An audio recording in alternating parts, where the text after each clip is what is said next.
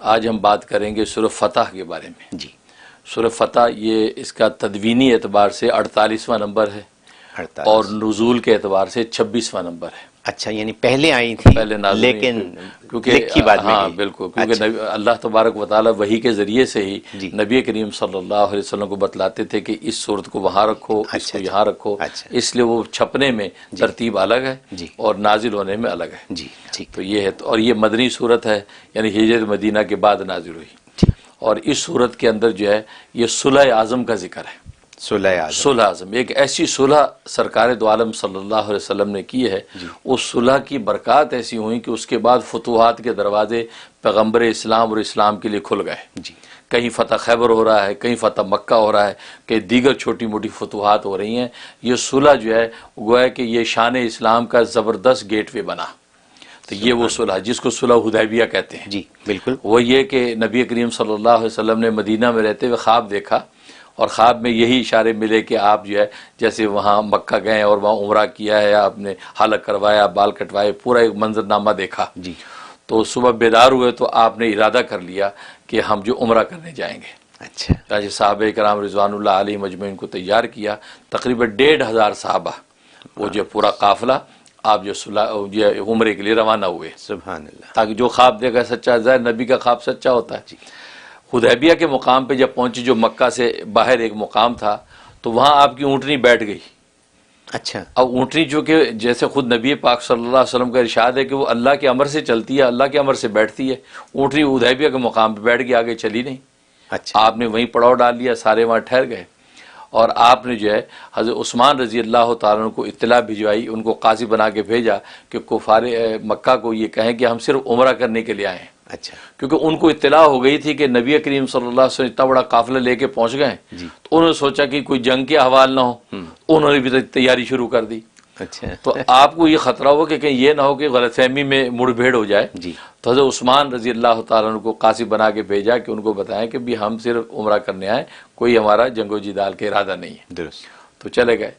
اچھا، جیسے وہاں وہ گئے تو یہ بات مشہور کر دی مکہ والوں نے کہ حضرت عثمان جو ہے وہ شہید کر دیے گئے. اچھا. ہاں، جو قاصد بن کے آئے، قاصد بن کے گئے. اب ظاہر ہے قاصد کو قتل کرنا یہ تو بین الاقوامی اصول کے خلاف، تو اعلان جنگ ہے. جی. تو نبی پاک صلی اللہ علیہ وسلم نے اسی حدیبیہ کے مقام پہ صحابہ سے بیعت لی کہ قتل عثمان جو اس کا ہم بدلہ لیں گے اور اپنی جان قربان کر دیں گے، سب بیعت کرو.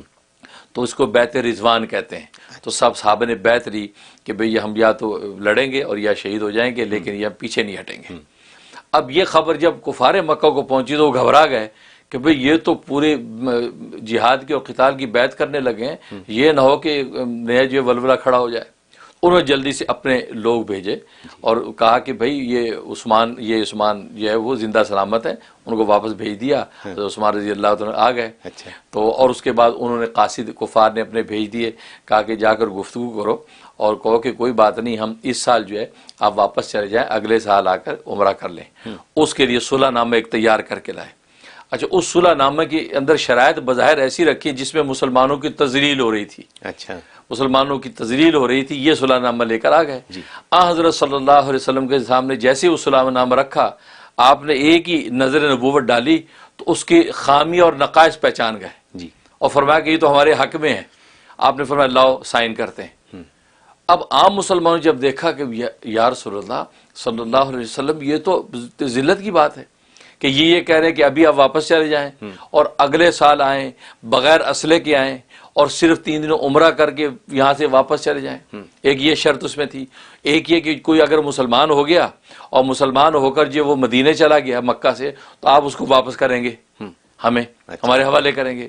اور اگر جو ہے وہ کوئی مکہ سے مدینہ چلا گیا مسلمان ہو کر، تو وہ جو اس کو واپس کریں گے. اور اگر کوئی مکہ مرتد ہو کر آ گیا اس کو ہم واپس نہیں کریں گے. اچھا. اس طرح کی شرائط. تو نبی پاک صلی اللہ علیہ وسلم نے قبول کی اور فرمایا کہ 10 سال تک ہماری آپس میں کوئی لڑائی نہیں ہوگی. کوئی جنگ و جدال 10 سال نہیں ہوگا. آپ نے سب پہ سائن کر دیا. اس پر جو ہے عام جو مسلمان تھے انہوں نے بڑی تشویش اور بڑا غم و غصہ کہ یار یہ تو ہم تو دب کر ہم نے تو صلح کی ہے، ہمیں تو اس وقت مقابلہ کرنا چاہیے تھا اور ابھی عمرہ کر کے جانا چاہیے تھا، جبکہ خواب بھی آپ نے دیکھا۔ ایون بعض جذباتی جوشیلے نوجوان صاحب نے کہا یا رسول اللہ آپ نے خواب نہیں دیکھا کہ آپ نے عمرہ کیا؟ فرمایا کہ ہاں خواب دیکھا، اور آپ کا خواب سچا نہیں تھا؟ ہاں سچا تھا، تو پھر کیوں نہیں عمرہ ہم کر رہے؟ فرمایا کہ یہ تو نہیں تھا اس میں کہ اسی سال کریں گے، اچھا ہو سکتا اگلا سال ہو رہا تو عمرہ کریں گے اگلے سال ہو، کیونکہ تعبیر کا ظہور اسی سال تو ضروری نہیں ہے، فوری تو نہیں ہے، تو اب خاموش ہو گئے۔ تو اس طرح کی باتیں ہوئیں، لیکن یہ صلح نامہ جو ہے وہ زبردست کامیابی کا خیمہ بنا۔ اور اس کے بعد جب یہاں سے فارغ ہو گئے، آپ واپس جا رہے تھے تو راستے میں، مدینے کے راستے میں تھے تو سورہ فتح نازل ہوئی، اور اس میں اللہ نے یہ بشارت دے دی انا فتحنا لک فتحا مبینا، ہم نے آپ کے لیے کھلی فتح کا اعلان کر دیا، یعنی اشارہ کر دیا کہ یہ جو صلح ہوئی ہے بس اب فتوحات کے دروازے آپ کے لیے کھل گئے۔ اور واقعی اس کا فائدہ کیا ہوا کہ وہ 1500 صحابہ تھے، جب کھلم کھلا جب آپس میں دعوت تبلیغ کا موقع ملا، جنگ و جدال ختم ہو گیا، تو 2 سال کے اندر وہی صحابہ 10,000 پہنچ گئے، 10,000 پہ پہنچ گئے، یعنی کفار مسلمان، کیونکہ قربت کا موقع ملا، آپ نے لڑائی بھڑائی ختم ہوگی، پھر صحابہ اپنے اخلاق اور اسلام کے حقائق بیان کرنے کا موقع ملا، اختلاط کے نتیجے میں وہ 2 سال کے اندر 10,000 تعداد پہنچ گئی۔ یہ رسول پاک کی دور اندیشی تھی، دور اندیشی تھی کہ بس اوقات بالکل سطحی طور پہ لگتا ہے کہ یار یہ کیا ہوا، لیکن دور اندیشی تھی کہ بھی یہ قریب تو ہوں، یہ جنگ و جدال تو ختم ہو، اب قربت ہوئی تو حقائق کھلے کہ پیغمبر اسلام کے انوار معرفت کیا ہیں، تو اب دیکھا انہوں نے۔ تو مسلمان ادھر انہوں نے یہ کیا کہ 2 سال کے عرصے میں انہوں نے ایک بدعہدی کر دی، مشرکین مکہ نے بدعہدی کر دی اور ان کو ایسی بات کر دی کہ معاہدہ توڑ دیا۔ اچھا، اب ظاہر ہے کہ جو معاہدہ آپ نے 10 سال کے لیے طے کیا، اب آپ دوسرے سال ہی اس کی خلاف ورزی کر رہے ہیں، تو نبی کریم صلی اللہ علیہ وسلم نے لشکر کشی کی اور تیار کیا کہ چلو اب ہم معاہدہ چونکہ توڑا انہوں نے، اب ہمارا کوئی معاہدہ نہیں صلح کا، اب لڑائی ہوگی۔ اب 8 ہجری کو، یہ 6 ہجری کو صلح نامہ ہوا، 8 ہجری کو آپ جو ہے 10-12 ہزار صحابہ کا لشکر لے کے پہنچے ہیں، تو ایسی دہشت پڑی کفار مکہ پہ، وہ بغیر لڑائی کے فتح مکہ ہو گیا۔ سبحان، تو یہ مکہ جو ہے 8 کو فتح ہو گیا۔ اسی کی بشارت اس صورت میں دی گئی تھی کہ ہمیں آپ کے لیے فتح لکھ دی، مطلب یہ 2 سال نہیں گزریں گے کہ آپ یہاں فاتح بن کے آئیں گے، اب ان کے زیر سایہ آپ عمرہ نہیں کریں گے، آپ اپنی شان و عظمت سے کریں گے۔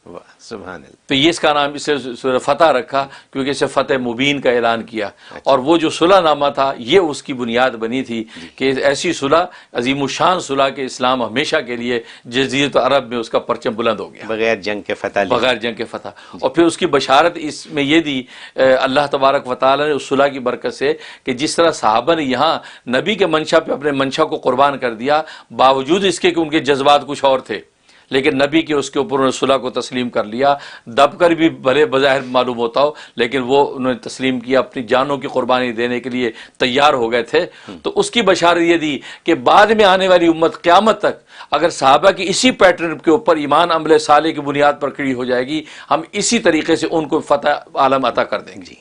یہ اس صورت کے اندر بشارت دے دی کہ مسلمان اگر چاہتا ہے اور اس کا وعدہ کیا، وعد اللہ الذین آمنوا منکم، وعدہ کر لیا اللہ نے اہل ایمان کے لیے اور عمل صالح کرنے والوں کے لیے کہ ہم ان کو پوری دنیا کی سپر پاور بنا دیں گے، شرط یہ کہ صحابہ جیسا جذبہ پیدا کریں۔